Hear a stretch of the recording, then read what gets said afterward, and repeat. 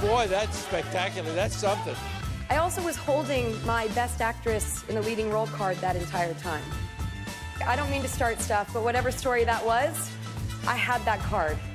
You know, I don't know exactly what happened, but somehow the wrong film got read from a card. Suddenly, they found the card that said Moonlight on it.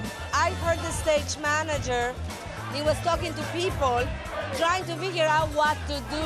It's never happened before, right? So that's history making.